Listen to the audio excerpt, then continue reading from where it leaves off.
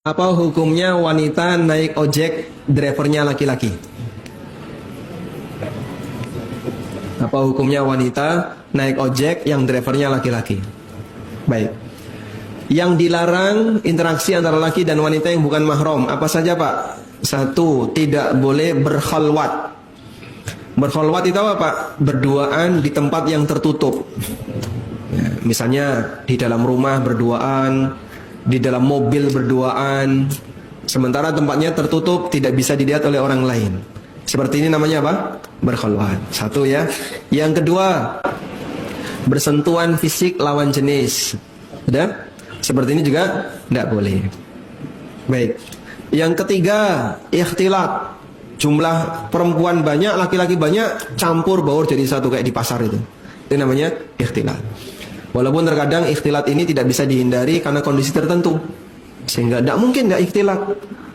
Tawaf itu tidak bisa, Pak, menghindari ikhtilat. Yang bapak-bapak depan laki-laki, depan perempuan belakang tawaf, Pak, bisa, Pak? Tidak bisa. Kenapa tidak bisa?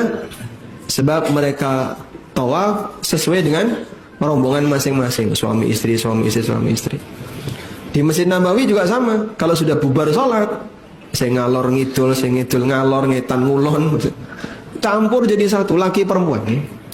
Dan ikhtilat seperti ini tidak mungkin bisa dihindari, ya? Makanya untuk ikhtilat ini lebih ringan dibandingkan yang lain. Selanjutnya, kalau orang naik ojek motor, yang terjadi apa dari tiga larangan ini, Pak? Bersentuhan, tidak sengaja bersentuhan, kan bisa dihalangi pakai tas. Jadi misalnya dihalangi pakai tas atau dihalangi pakai benda tertentu, sehingga nanti ketika ngerem tidak sampai menyentuh, berarti masih bisa menjaga untuk tidak saling bersentuhan. Apakah mereka berkhalwat? Berkhalwat atau tidak? Ya? Berkhalwat enggak? Tidak. Kenapa tidak berkhalwat? Dilihat banyak orang, sehingga berangkat dari rumah sampai masjid ini yang lihat banyak. Maka tidak terhitung berkhalwat. Sudah? Berarti pelanggaran yang pertama bisa dijaga, tidak sampai bersentuhan. Pelanggaran yang kedua tidak terjadi. Baik, berarti boleh atau tidak? Tidak boleh. Boleh atau tidak? Baik. Nabi SAW pernah naik onta bersama beberapa rombongan. Lalu beliau ketemu Asma bintu Abi Bakar. Asma waktu itu sedang gendong biji, ditaruh di kepala beliau, dibawa dari kebun menuju rumah untuk dijadikan makanan kuda. Ketika Nabi SAW melihat Asma dalam situasi itu, Rasulullah SAW menderungkan ontanya dan minta Asma untuk bonceng. Tapi Asma teringat cemburunya Zubair bin Awam, sehingga Asma menolak. Akhirnya karena Asma menolak, Rasulullah SAW melanjutkan perjalanan menuju Madinah. Sampai di rumah Asma cerita, menyampaikan kalau tadi ditawari Nabi SAW bonceng. Asma dengan Nabi mahram atau bukan? Mahram atau bukan? Kenapa bukan? Karena Asma ini saudara ipar. Asma dengan Aisyah apanya? Adik kakak sebapak, saudara sebapak beda ibu. Baik. Nah, ketika Asma cerita sama suaminya Zubair bin Awam, kemudian Asma bilang, aku teringat cemburunya kamu sehingga aku tidak mau naik. Apa kata Zubair? Andai kan kau naik lebih aku senangi daripada kau harus mengangkat ini dari kebun sampai rumah. Dan ini jadi dalil oleh sebagian untuk mengatakan bahwa boncengan lawan jenis hukumnya boleh selama tadi tidak terjadi sentuhan dan dilihat banyak orang. Artinya tidak terjadi khalwat. Baik, kok fatwa aneh kayak gini, Pak? Bukan saya yang pertama ngomong kayak gini, Pak. Cuman mungkin jarang disinggung oleh sebagian.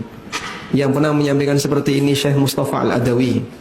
Dan ini pernah dibahas dalam forum para asatidzah di KPMI, diangkat oleh Ustadz Muhammad Yasir STDI Jember, dan sempat dibahas bersama. Ya, kalau memang tidak ada pelanggaran syar'i, kembali kepada hukum asal, boleh. Wallahu a'lam. Aneh nggak rasanya, Pak? Aneh. Baru tahu. Bukan berarti merekomendasikan ya, tapi menjelaskan status hukum. Kalau seperti ini masih diizinkan. Menjelaskan status hukum, bukan merekomendasikan.